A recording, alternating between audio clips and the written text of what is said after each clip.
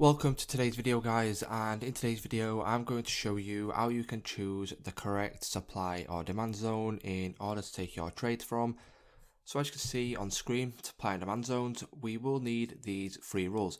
So these three rules here, some of them are mandatory, but some of them are just a confluence, and you don't need every single one of these, but the more you find, the better. So the ones we need to see happen is number one, so needs to break some form of structure. We need to see this at all times. We also need to see an engulfed candle in order to use that as a demand or a supply zone. And one that is just an added confluence is a sweep of liquidity.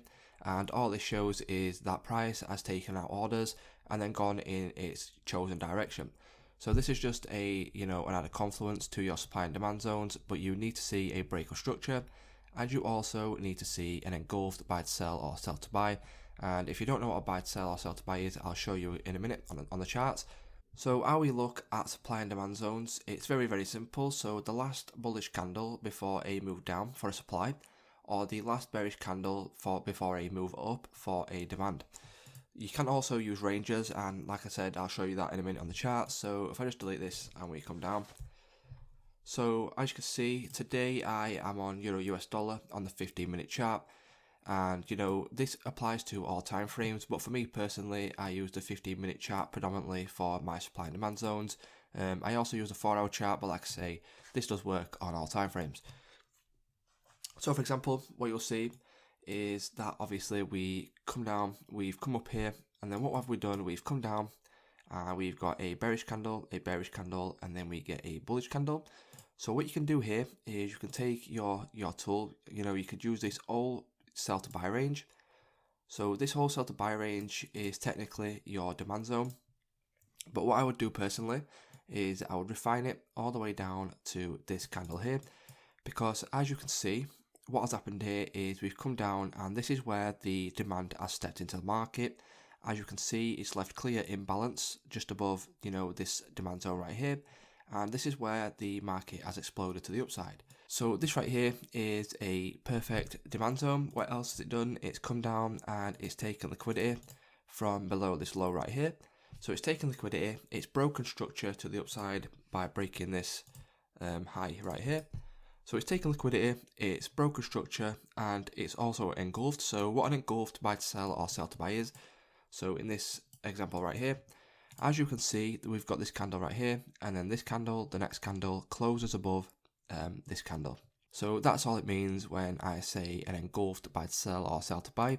So this has all the three confluences that we look for in a demand or supply zone. It's taken liquidity, it's broken structure, and it's also engulfed. So if we move on now and see if there are any more good examples. So I'll just delete that right here. What we can do is, as you can see, we are coming up, and what we've got here is we've got a big sort of range. So what do you know with ranges? With ranges, there is liquidity resting above, below, and what you will see now is we've come down. Let's just see what the lows are of this. So the low is 99820. And this is 99824. So this hasn't taken liquidity, but what you'll see is that we've got a candle right here, and this would be our demand zone. This demand zone is respected and it pushes up to the upside, so you could take trades within here. So what has this demand zone here specifically got going for it?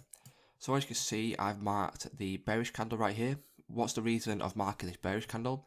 The reason is that this candle right next to it, so if I just mark it up, this little bullish candle right here is an inside bar to this candle here. You could mark this one, but for me personally, I will take this whole bearish candle. So what has this demand zone done? As you know, it has not swept liquidity, as we've already seen. It's not swept liquidity, but what else has it done is it's broke structure. It's broken all this structure right here. So we've come up, we've messed around a little bit, and then price has exploded to the upside, breaking this structure. And it's also an engulfed sell to buy. So it's got two of the confluences that we like to see. So the most important ones, like I said before, is a break of structure and an engulfed sell to buy or buy to sell. So it's got them confluences that we want.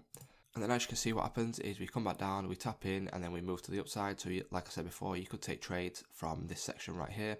So right here, as you can see, we have got an impulse up in price, and then we move down correctively back towards, this sort of demand zone right here. And then what you'll see, if I zoom in, we get this demand zone right here, which is a very, very nice demand zone. What happens here is we sweep liquidity below these lows. So we sweep liquidity by taking out this low specifically. So we take out the orders from here, we then explode to the upside. As you can see, this candle, the next candle here, closes above this one, so it's an engulfed sell to buy. It engulfs this candle right here, so that's a demand. And what happens is we do break a form of structure, so we come up, we break here. We also break right here, we break right here, and not quite up here, but it's broken structure down here, so it's got all three confluences that we like to see. And if we just drag this demand zone over and just see what happens, as you can see, this demand zone is respected, so you could come down and you could take trades around here within the demand zone. So as you can see, it's respected very nicely. And that's just the premise and the whole idea behind supply and demand zones. If you stick to those three rules, you will be able to, pick out the most high probable supply and demand zones. And yeah, if this video helped you out, guys, please leave a like on today's video, and I'll see you in the next one.